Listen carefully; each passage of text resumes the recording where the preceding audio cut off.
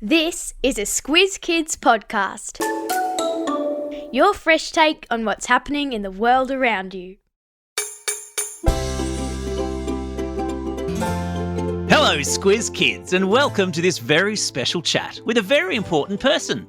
Today, I'm chatting with Rachel Lord, who works for one of my favourite platforms, YouTube. You've heard of YouTube, right? Yeah, I thought so. And Rachel has taken time out of her busy schedule to join us here on the podcast to chat about media literacy and staying safe online. Rachel Lord, welcome to Squiz Kids. Thank you, Bryce. It's great to be here. So, let's cut straight to the chase. You work at YouTube here in Australia. Does that mean that you get to sit around and watch YouTube videos all day and call it work? Because if so, I totally want in on some of that action. Well, sadly, no. I lead government affairs and public policy for YouTube here in Australia and in New Zealand. And I know this sounds a little bit serious, and it is, because part of my job is working with governments to help keep Australians safe while they're using our platform. But there is also a really fun side to my job, and that is that I get to introduce Australian YouTube creators to our politicians. Right. So we're really proud of the fabulously creative ways that Australians use YouTube, and we do really enjoy sharing their stories with our elected officials. All right, so not quite sitting around all day watching YouTube, but even so, it still sounds quite cool. And Rachel, you have kids just as I do. They must love going to school and telling other kids that their mum works at YouTube. Yes, I hope my kids think I'm a bit cooler than I may well be. And I've got to say, meeting the Norris Nuts really did help my credibility. That'll do it.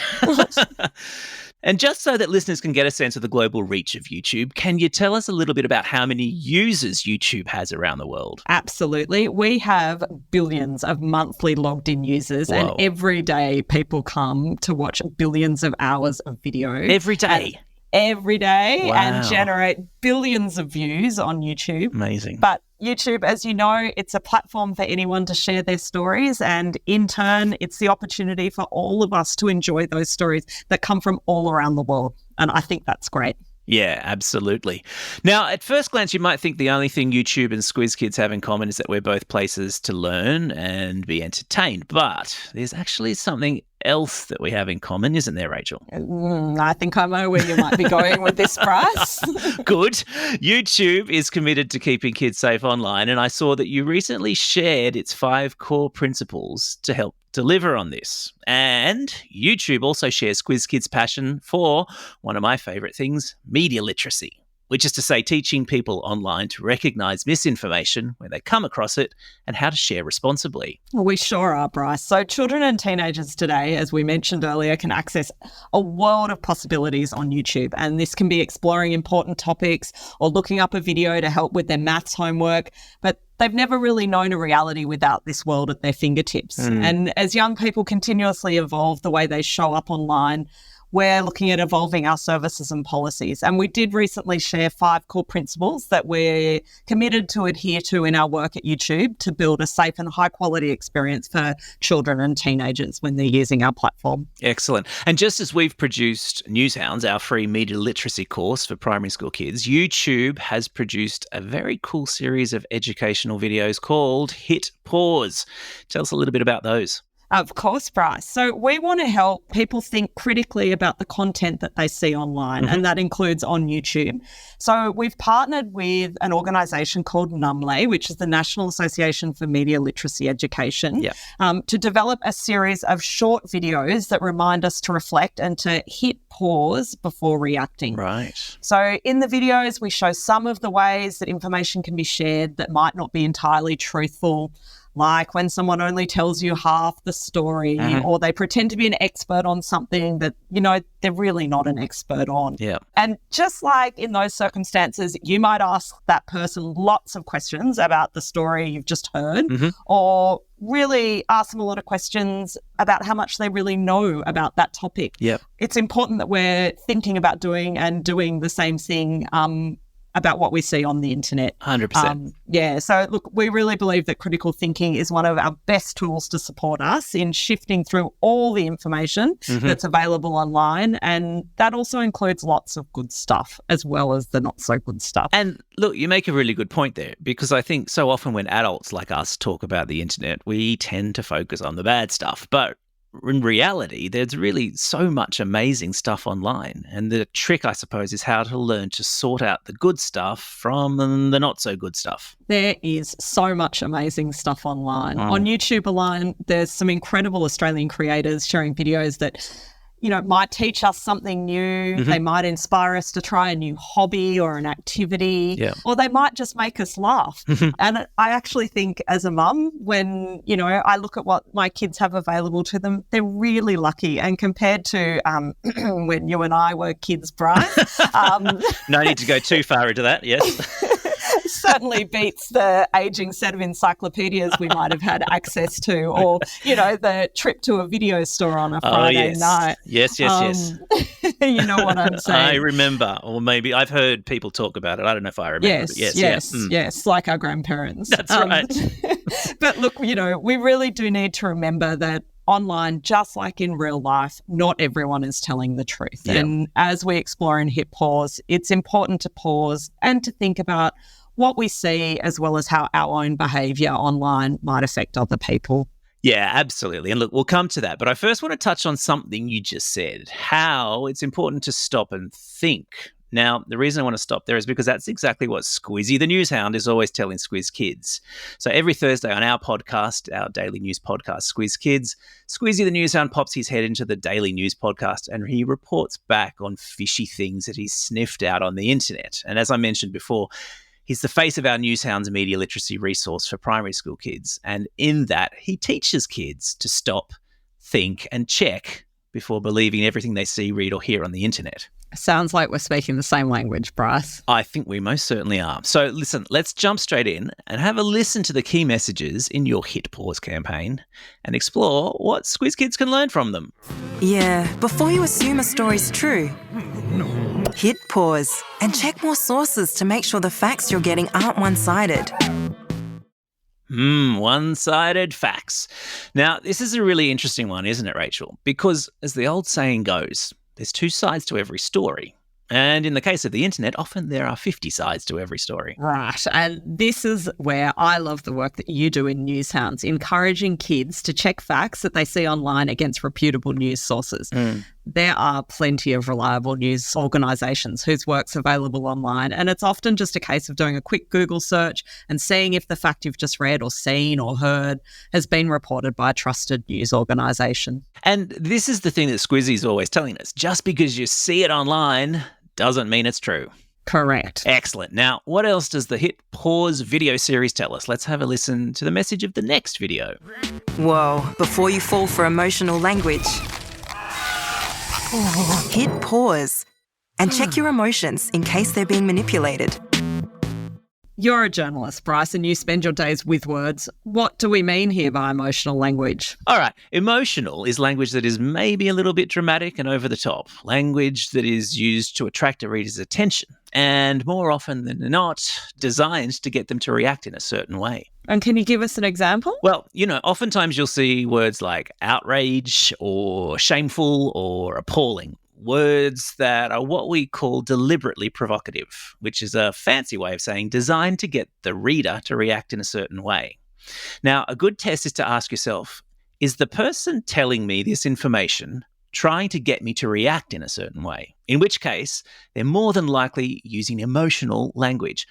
Or are they just telling me the facts without trying to make me think about those facts in one way or the other? Which brings us rather neatly to the next video in the Hit Pause series. So let's have a listen. Hey, before you're forced into making a choice, hit pause and ask yourself if there are other choices. Ah, yes. How many times have you watched a video online and it's asked you to say whether you agree or disagree? It happens all the time. Right. And the thing is, there are often several angles and considerations to an issue. And sometimes the content you're watching or reading might be cherry-picking information or just showing you a few of the options to create what is essentially a false dilemma. Yeah, 100%. Now, this is great. I feel like it's completely changing the way I look at video content online. What's next? Before you trust an expert online, hit pause and check their credentials. Aha. Now, this one is super important. Right, because sadly, sometimes people exaggerate online or claim to have expertise that they just don't have. Yep. And that can be really problematic. Yeah, absolutely. You would never take medical advice from a random stranger on the street, so why would you believe something that's told to you online by someone who claims to be an expert? But wait, sometimes the people giving the expert advice online actually are experts. Rachel, how do we tell the difference? Well, that is where we hit pause and we do a reverse Google search. It's really just a simple way to find out if the person who's telling you something online is the expert they claim to be. So, if they have a website, then we can believe them, right? Not quite, because anyone can make a website, but Right. it's not a bad place to start sniffing around, just like Squizzy the newshound would. So, if they have thousands of subscribers or followers on their social media account, then we can believe them?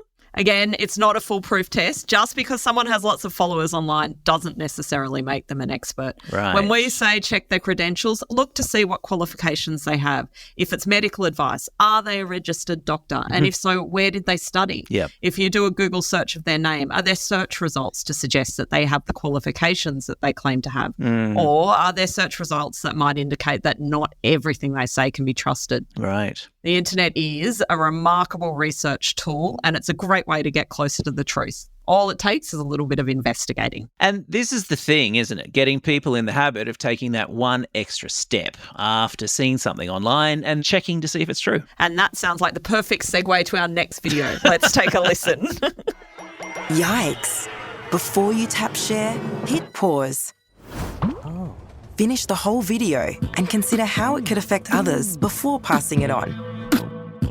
Now, this is a message that I think is really important. Walk us through it, Rachel. So how many times have you seen a funny video and shared it with friends? Heaps. And heaps. And maybe you send it with a comment or an emoji to express what you thought when you saw it. Yeah. But it's really, really important to hit pause and stop before pressing send. And there's a lot of good reasons for that, as the video shows. And yes, there are links to each one of these videos in your episode notes, folks.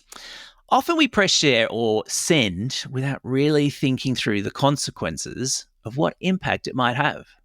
Stop and ask yourself, is there anyone who might be embarrassed or upset if this video was shared? Is there anyone who might be offended or think it was inappropriate if they saw this piece of content? Is there anyone whose feelings might be hurt? Or is it possible that it will come back to haunt you?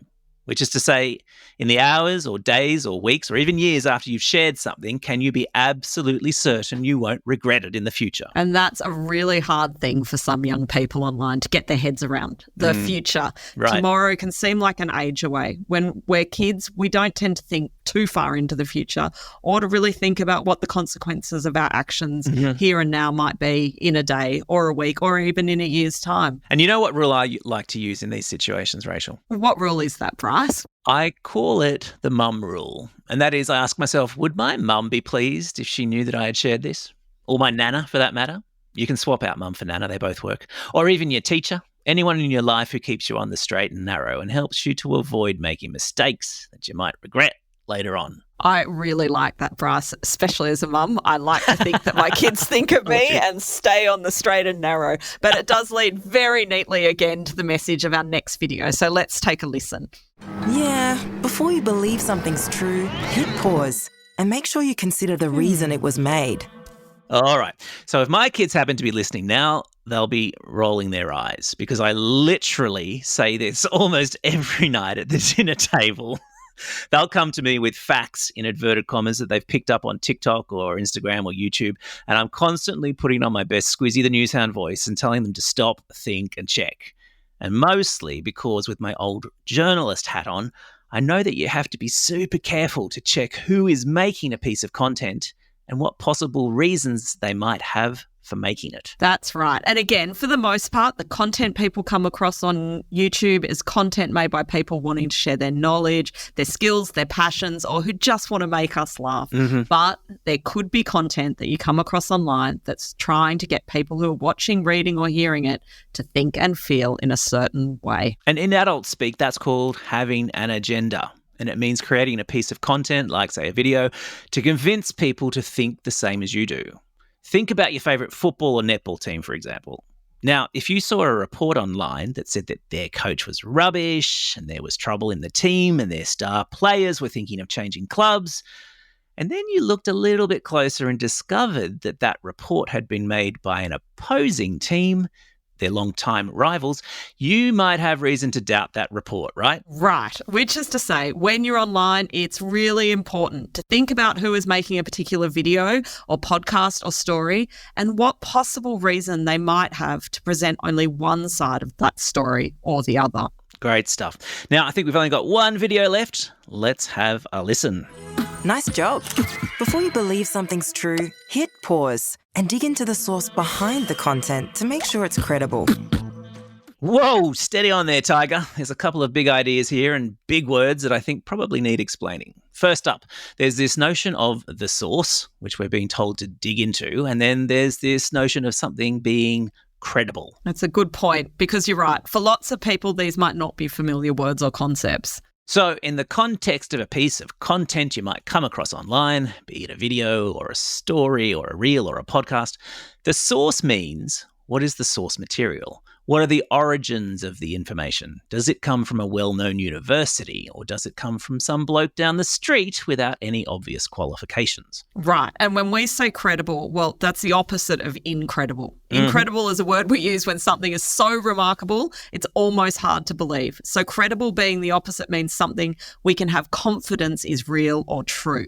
So when we come across content online, we should always check who's making it, what their qualifications are, and then make a decision whether they are trustworthy. Phew, that sure is a lot for us to remember. It sure is. And that's why we made the Hit Pause video series. And there's links to all 7 of the videos in the episode notes so that tweens, teens, parents and teachers can dip into them at their own pace. All right, we're just about out of time. What, Rachel, is the final message that you want listeners to take away? I think, as we said before, the internet is an incredible resource. It is packed full of information and entertainment that has made all of our lives so much richer. And the vast majority of content on there is really, really good. It's just that we need to always be on the lookout for the content that's not truthful, or is trying to manipulate us or trick us or make us feel a certain way for a particular reason. So don't be scared, just be smart. I reckon that encapsulates it. And just remember to hit pause. Hallelujah to that. Rachel Lord from YouTube, it's been a pleasure having you on Squiz Kids. Thanks for sharing all the awesome work you are doing at YouTube to make Australians safer and more savvy on the internet. It is our pleasure, Bryce. Now, it's something of a tradition on Squiz Kids to get our special guests to help us with the traditional Squiz Kids sign-off. Rachel, will you do the honours? I will indeed. Now get out there and have a most excellent day. Over and out.